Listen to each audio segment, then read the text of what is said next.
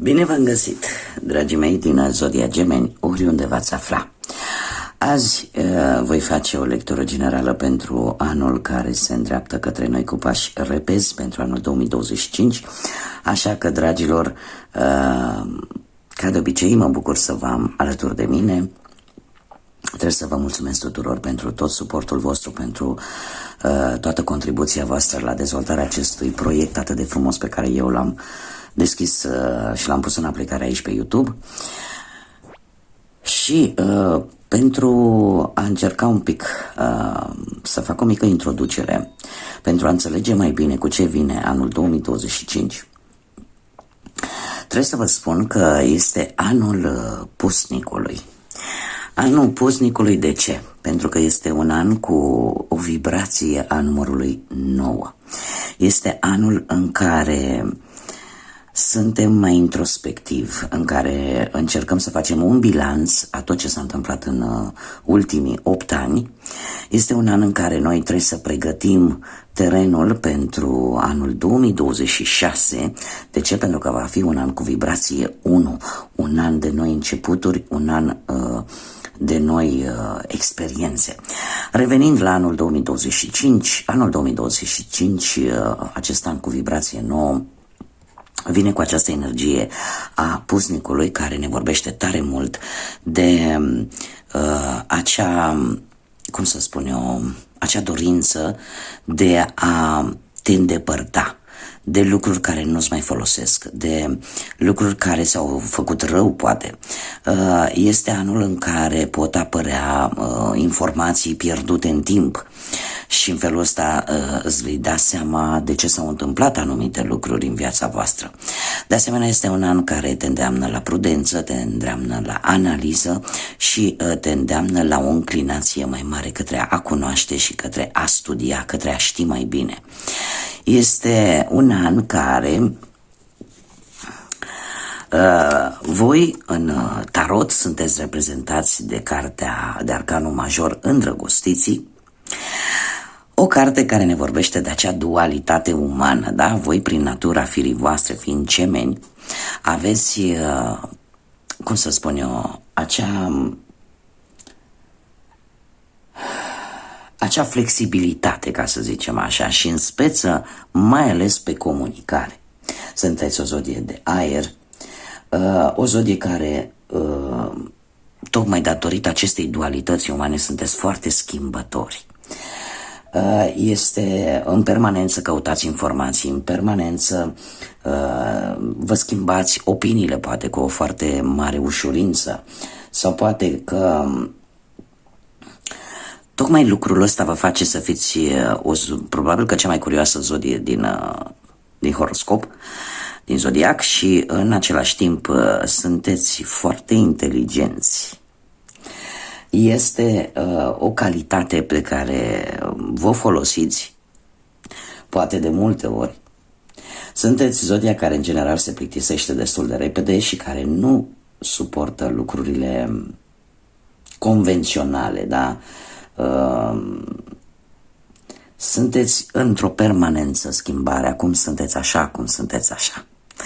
Cartea și Arcanul Major Îndrăgostiții, care vă reprezintă pe voi, ne vorbește foarte mult de decizii. Atunci când trebuie să luați o decizie importantă, sunteți tentați să o luați cu inima și să fiți dispuși, tocmai pentru că sunteți o zodie foarte flexibilă, sunteți dispuși să faceți compromisuri, sunteți deschiși să faceți schimbări și, de asemenea, vă folosiți foarte mult de comunicare. Acum, care este Arcanul Major care vă va îndruma de-a lungul lui 2025? Păi dacă adunăm Arcanul numărul 9 cu Arcanul numărul 6, ne va da Arcanul numărul 15. Nu trebuie să vă speriați faptul că avem Arcanul Major Diavolul, asta nu înseamnă că veți deveni niște mici cu cornițe, nu, dar trebuie să vă spun că acest arcan, uite, am uitat, stați așa un pic că trebuie să rezolv problema, pentru că alminteri e posibil ca YouTube-ul să nu-mi publice conținutul. Imediat revin. Am rezolvat problema ca să nu avem discuții. Deci, vibrația acestui arcan, energia acestui arcan, diavolul, pentru voi, în 2025 vă va ajuta să vă focusați mai mult, cred că, pe planul profesional, material. Anul 2025 pentru voi va lua o conotație, va lua o turnură, ca să zic așa, destul de drastică, la 180 de grade. De ce? Pentru că vă veți canaliza toată atenția către a face bani. Către a face bani, către a obține lucruri, ca să zic așa, pământești, terenale.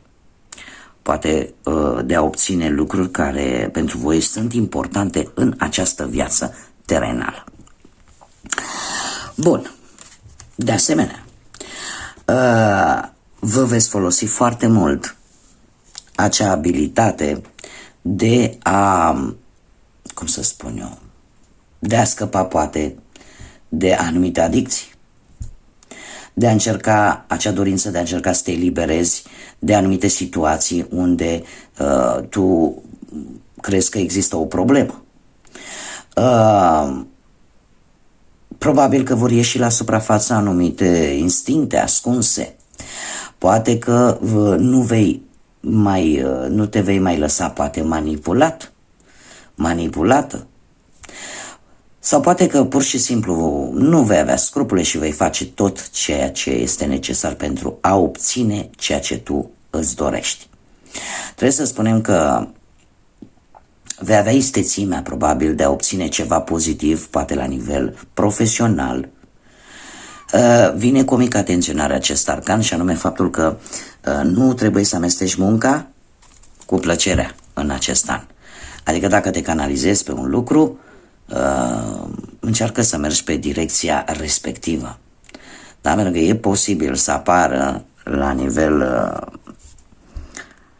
să apară oportunitatea la nivel emoțional, relațional, să apară o situație în care să fii tentat să ai poate o relație cu cineva la locul de muncă. Încearcă să nu amesteci munca cu plăcerea. Da, cam ăsta e avertismentul cu care vine acest arcan major.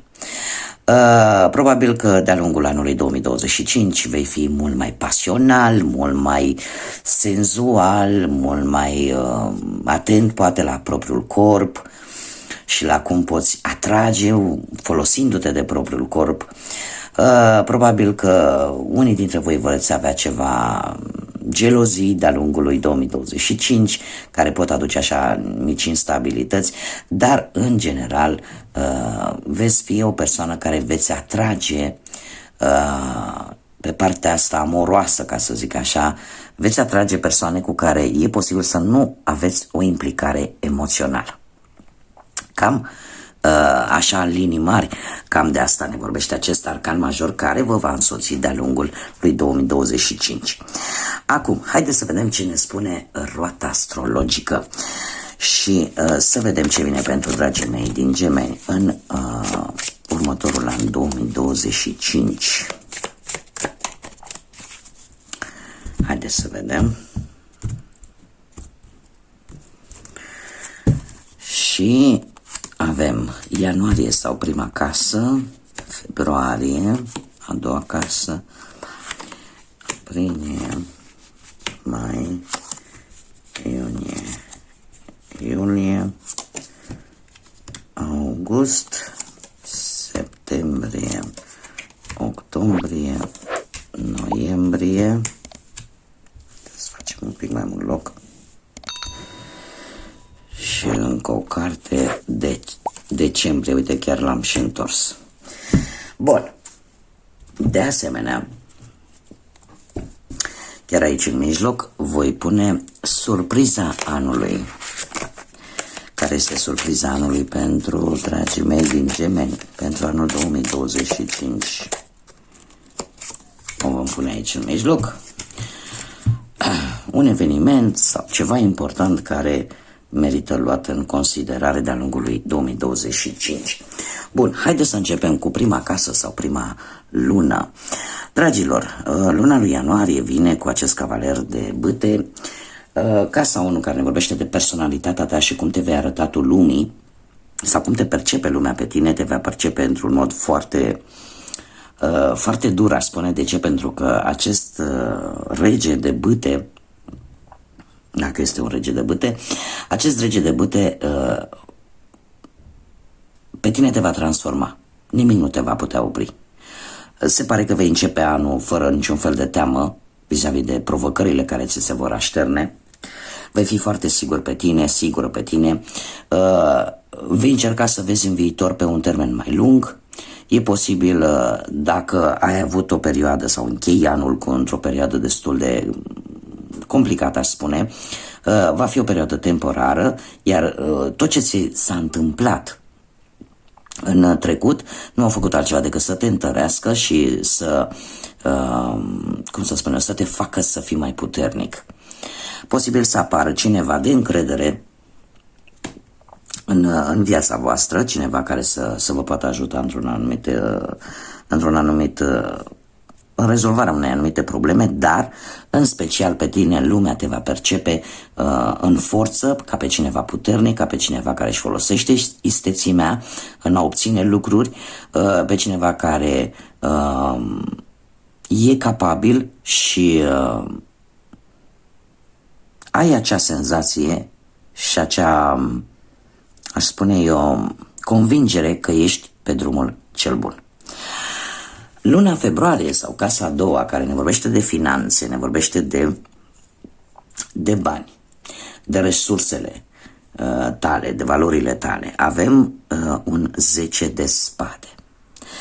10 de spade, trebuie să vă spun că e posibil luna lui februarie să vină cu niște pierderi, dar nu din cauza voastră.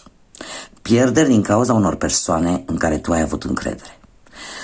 Ar fi bine dacă urmărești această lectură înainte de timp, și lucrul ăsta eu oricum îl repet la toate lecturile care eu le public, energiile se pot schimba în funcție de deciziile pe care le luăm noi.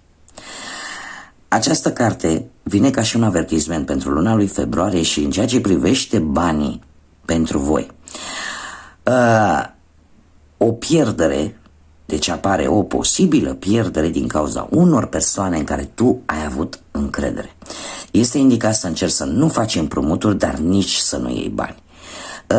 Mare grijă cu investițiile și nu juca la jocuri de noroc, la jocuri de hazard. Pentru că se pare că totuși nu sunt pentru tine.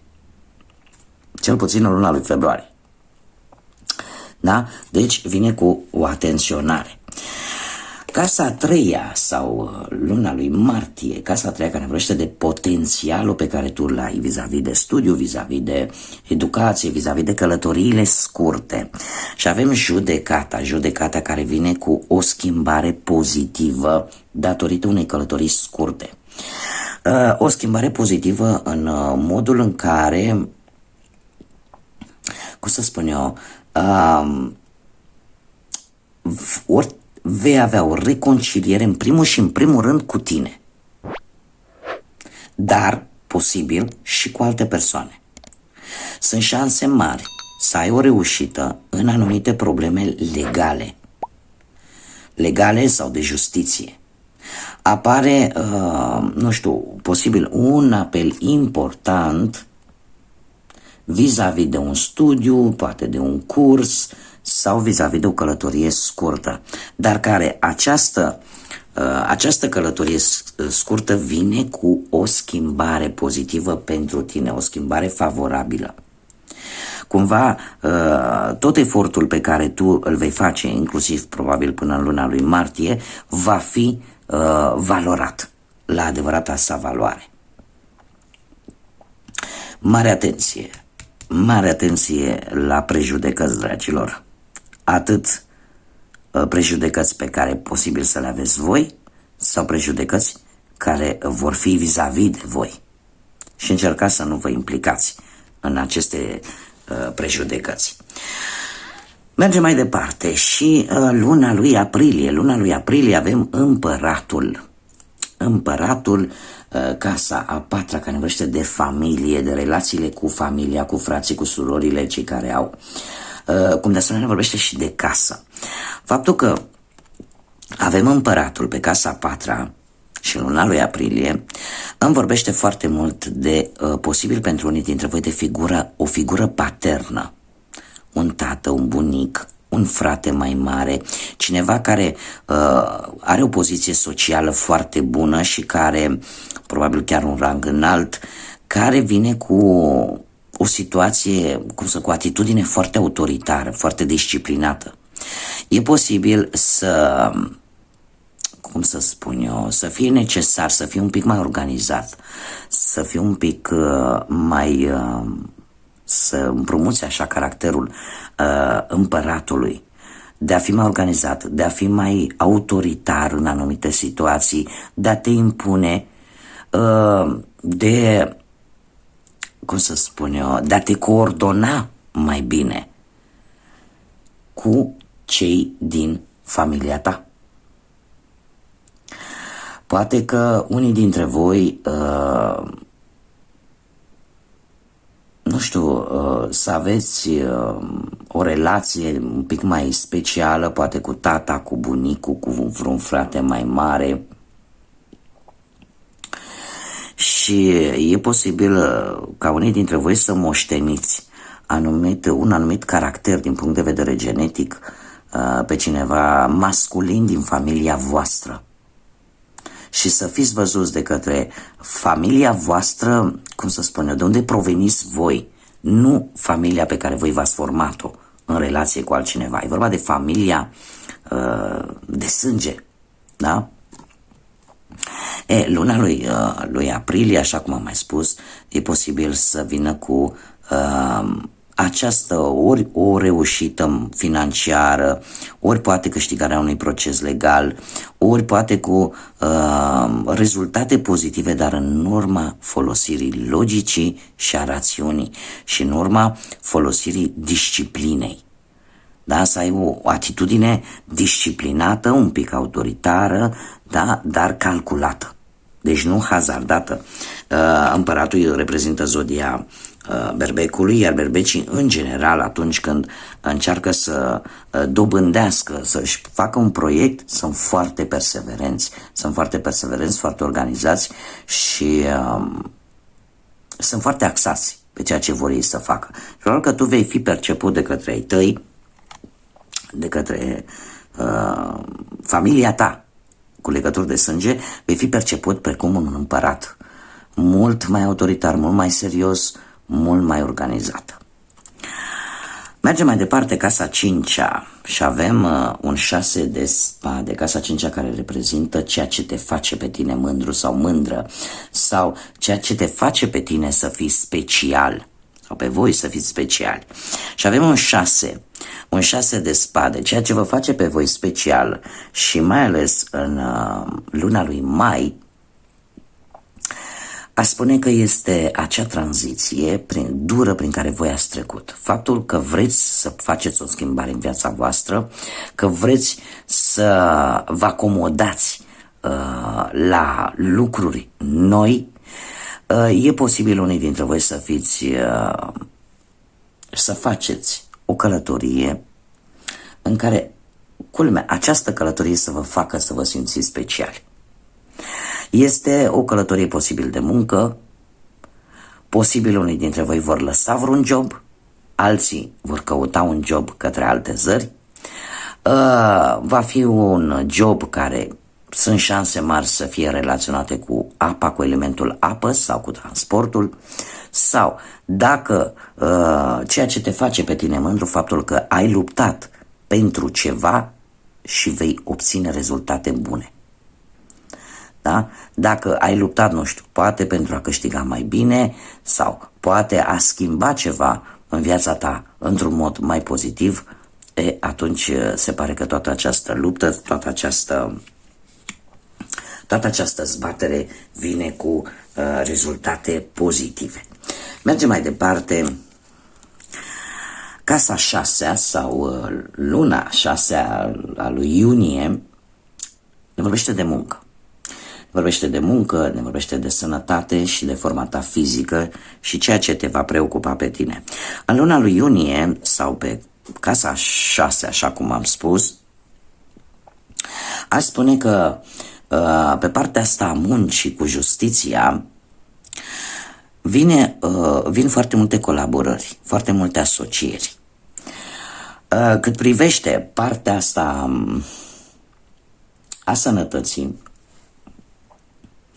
aș spune că ar trebui să aveți un pic mai multă grijă la partea renală, tot ce ține de aparatul urinar, de glandele suprarenale, da? Dar din câte văd aici, totuși, justiția îmi vorbește tare mult de un echilibru, da? De un echilibru. Și dacă ați avut ceva probleme vis-a-vis de aparatul ăsta urinar, cumva ele își vor găsi o rezolvare. E adevărat, nu foarte rapid, dar lucrurile se vor îmbunătăți încet, încet. Pe partea asta a preocupării, eu aș spune că dacă unii dintre voi aveți ceva de rezolvat la nivel penal, judiciar, da, legal, ținând cont de justiția asta terenală, aș spune că va exista o lipsă de rapiditate în rezolvarea acestei situații, deci nu se vor rezolva foarte rapid, da? Va fi ceva de durată în care se vor face anumite proceduri legale, anumite semnături, anumite contracte, posibil să aveți ceva de rezolvat vis-a-vis de anumite amenzi, anumite sancțiuni, da? Dar lucrurile se vor mișca un pic mai încet, dar asta nu înseamnă că nu se vor și definitiva. Casa 7, voi aveți energia pusnicului, energia întregului an, o aveți pe casa a 7, care este casa perechii voastre, a relațiilor cu o altă persoană, da? Aici nu ne mai referim la relațiile cu familia ta de sânge, aici ne referim la relațiile tale cu prieteni, cu iubiți, iubite, da? Vorbim de alt gen de relații. Casa 7 cu pusnicul îmi vorbește de o lipsă de comunicare. Pentru unii dintre voi, care e posibil să fiți într-o pereche în acel moment, dar asta datorită dorinței voastre de a fi un pic singuri, de a vă da seama cum este de fapt relația voastră. De ce? Pentru că luna lui iulie vine cu o situație în care parcă fiecare o ia în altă parte, parcă nu găsiți acel punct comun, da? Să mergeți amândoi pe același drum. Și atunci apare o perioadă în care simțiți nevoia să stați un pic mai mult singuri, în care simțiți nevoia să vă gândiți un pic mai mult, să vedeți încotro merge relația voastră, unii dintre voi. Desigur, nu toată lumea, dar influența pusnicului pe partea asta relațională îmi vorbește foarte mult de apariția pentru unii dintre voi, care la momentul respectiv e posibil să fie burlaci sau burlăcițe, apare cineva din trecutul vostru, vreo fostă care să încerce din nou să reaprindă relația dintre voi. De asemenea, se cere o gândire profundă să vezi dacă într-adevăr este ceea ce tu îți dorești sau nu. În general, pusnicul, și dacă vorbim de relațiile interumane în general cu prietenii, se pare că luna lui iulie va fi o lună în care parcă nu veți dori așa de tare zgomotul, parcă veți dori să fiți un pic mai voi cu voi, da? Veți fi tentat să faceți lucrurile un pic mai singurei, așa, parcă nu veți vrea zgomotul pe care îl pot face anumite persoane în jurul vostru. Luna august sau casa a 8-a vine, dragilor, mai ales atât pentru cei care sunteți singuri, cât și pentru cei care sunteți deja într-o relație, cât și pentru cei care poate vă doriți un copil cu ardoare de-a lungul anului. Trebuie să vă spun că luna august vine cu surprize mari. De ce? Vine cu acest as de bâte. Casa 8 îmi vorbește tare mult de relațiile intense cu cineva, ne vorbește de nașterea unui copil, ne vorbește de ceva ce pe tine te transformă, ceva ce îți aduce schimbări, ne vorbește de lucruri karmice, ne vorbește de bani, ne vorbește de lucruri bune. Dragilor, voi în luna lui august veți avea o reușită indiferent de ce vorbim. Că veți avea un început de relație foarte pasional, cu o atracție foarte puternică cu cineva, că poate va veni în sfârșit în viața voastră informația sau vestea că veți avea un copilaș, un nou membru în familie, asta vă va bucura, mai ales pentru cei care își doresc acest lucru. Că vorbim de cei care sunteți într-o relație și luna lui august va fi o lună așa debordantă de magnetism și de atracție reciprocă între voi. Cert este că este o lună în care, cum să spun eu, apare această intensitate și această putere a asului de bâte care îmi vorbește de acțiune, îmi vorbește de lucruri promițătoare, lucruri noi care vin pozitive în viața voastră și de un mare succes pentru voi. Luna lui septembrie sau casa nouă care vine ne vorbește de curiozitate, de găsirea acelor răspunsuri pe care tu le cauți, ne vorbește de schimbare, poate de credințe, de evenimente, atât academice cât și religioase, de pregătire pentru călătorii lungi sau pentru vacanțe. Casa nouă vine cu acest doi frumos de cupe. Și aș spune că în septembrie e posibil să găsiți răspunsuri pozitive la întrebările care pe voi vă frământă. Dacă întrebările de care voi sunteți frământați sunt relaționate cu dragostea, veți primi acele răspunsuri pozitive. De ce? Pentru că doiul de cupe este o carte foarte pozitivă, mai ales pe planul relațional și pe planul muncii. Este cartea care ne vorbește de pozitivitate pe toate tipurile de conexiune. Îmi cer scuze, vecinul meu așa face în fiecare dimineață, mută mobila, nu știu de ce. Îmi cer scuze pentru acest zgomot. Deci doiul de cupe, așa cum bine vă spuneam, ne vorbește de conexiuni atât pe plan profesional cât și pe plan relațional foarte, foarte pozitive. Da? Deci lucrurile vor sta destul de bine și răspunsurile la întrebările tale vor fi destul de pozitive, cel puțin în luna lui septembrie, și asta implică, cum să spun eu, poate o călătorie lungă, o călătorie de vacanță care nu va face altceva decât să vă aducă o stare de fericire, o stare de bine. Avem casa 10-a, care vor fi cele mai mari reușite în viața voastră de-a lungul lui 2025. Păi ce să vezi, ia uitați. Exact cum v-am spus de la început, arcanul vostru în acest an este acest arcan al diavolului, care, cum v-am mai spus, nu trebuie să vă sperie. Veți avea o realizare din punct de vedere material care, și aici mare atenție, poate avea sau nu de văzut cu luna lui octombrie, dar va fi o realizare pe plan material sau profesional. Deci se repetă, dragilor, încă o dată acest arcan major care pe casa 10-a, care este cea mai mare reușită pe care o veți putea avea voi, va fi în carieră.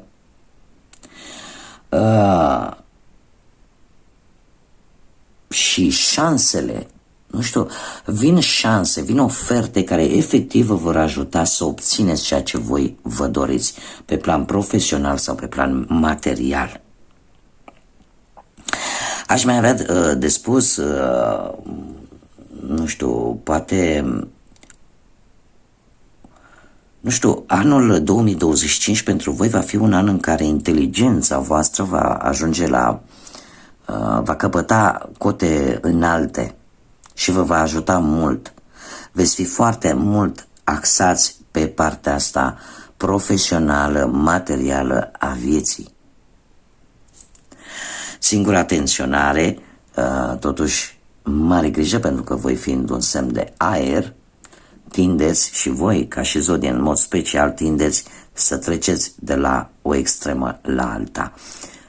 Alături de energia și vibrația numărului 9 și al arcanului major pusnicul, vi se cere un pic de echilibru. Da? Vi se cere să încercați pe cât puteți, desigur, să nu oscilați de la o extremă la alta și să vă mențineți cumva în centru, în mijloc. Și să învățați, da? Să dați timpul înapoi așa mental și să vedeți din fiecare aspect al vieții, din fiecare întâmplare pe care ați avut-o în ultimii 8 ani, să vedeți ce lecții ați învățat, cu ce înțelepciune ați rămas. Cât de înțelepți v-a făcut acest lucru. Mergem mai departe. Casa 11-a, care vorbește de speranță, de lucruri care te iau prin surprindere. Ce să vezi? Avem un 5 de bâte. Ce vă poate lua prin surprindere?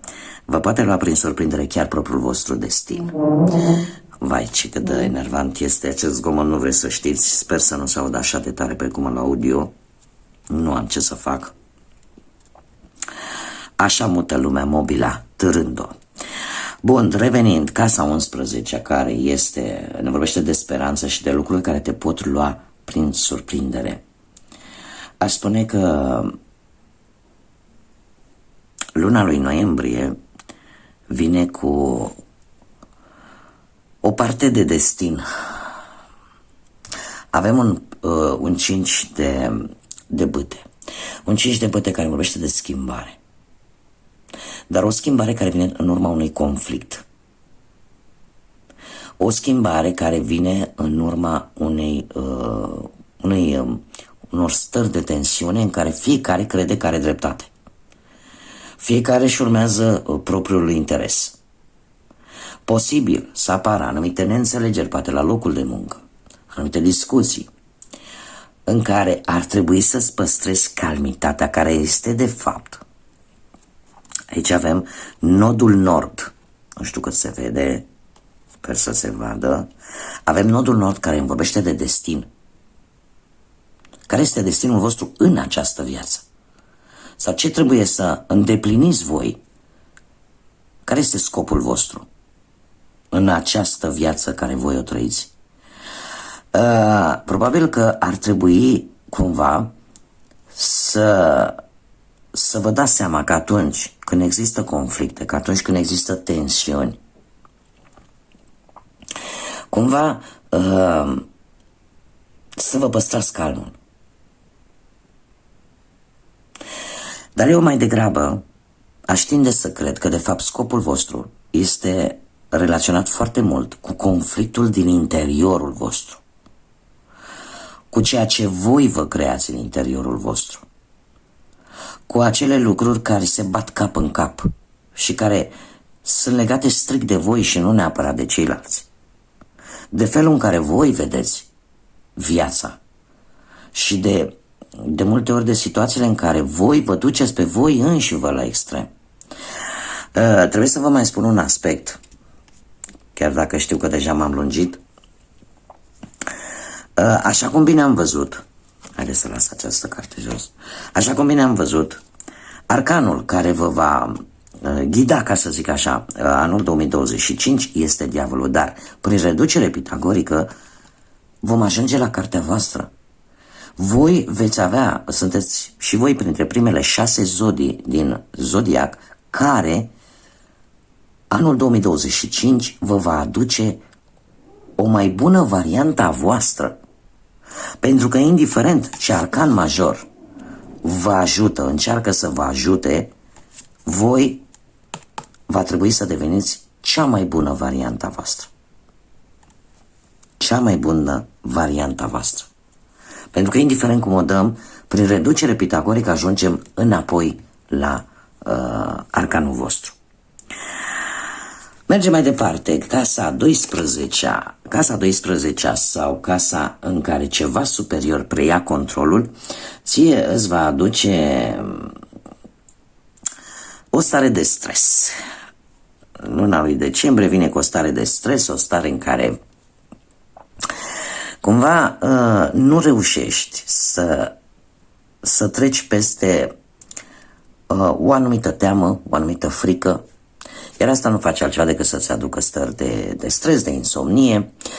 Alții dintre voi, în sfârșitul de an, vă prinde într-o așteptare destul de dificilă, în care voi trebuie să vă dați seama că ceea ce atrageți, aia aveți. Așa funcționează legea atracției. Adică atrageți, gândiți negativ, veți atrage gânduri și lucruri negative. Alții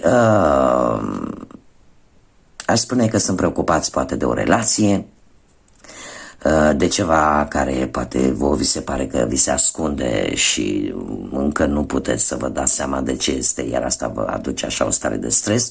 Culmea, această carte, 9 de spade, vă reprezintă chiar zodia voastră, zodia Gemenilor. În același timp, avem și o planetă Marte, care îmi vorbește tare mult de impulsivitate, mare grijă la impulsivitate pe ultima lună din an. De ce? Pentru că trebuie să vă spun că este o situație în care e bine, ultima lună din an, din 2025, o situație în care nu ar fi bine să luați decizii importante. De ce? Pentru că lucrurile nu se văd foarte clar. Care este surpriza anului 2025 pentru voi? Ce să vezi, avem un număr 5, care ne poate vorbi de luna 5-a, de o zi de 5, în care voi va trebui să decideți pentru voi înșivă, într-un interval de 5 zile sau de 5 săptămâni. Este vorba despre cifra 5. Și de asemenea voi mai extrage, cât îmi permite timpul, încă un mesaj. Avem de la persoane tinere care au legătură cu voi, Gemeni, Fecioară, Săgetător și Pești, care ne vorbește de a rupe barierele, de a încerca lucruri care aparent sunt destul de puerile, destul de naive. Se pare că anul 2025 va fi un an în care, practic, parcă vei avea un comportament ca de adolescent, așa, adolescentă, da? Vei fi foarte receptiv, foarte independent și te vei regăsi pe tine. Unii chiar pot avea ceva dereglări, poate la nivel hormonal, de care trebuie să fiți atenți. Bun, dragii mei, aceasta a fost lectura pentru voi. Eu mă bucur ca de fiecare dată când sunteți alături de mine și salutări lui Valentin. Sper să își regăsească stabilitatea. Lui Valentin din Bruxelles, cred că. Dar în general pentru voi toți, dragilor din Gemeni. Cam aceste mesaje mi le-au transmis cărțile pentru voi, pentru 2025. Noi o să ne mai revedem până la sfârșitul acestui an. A fost o lectură așa preliminară, să vedem în mare, în general, ce va veni pentru voi și pentru celelalte zodii. Așa că, dragilor, până data viitoare, când ne vom revedea, numai bine vă doresc, multă energie pozitivă și să fiți iubiți, dragilor!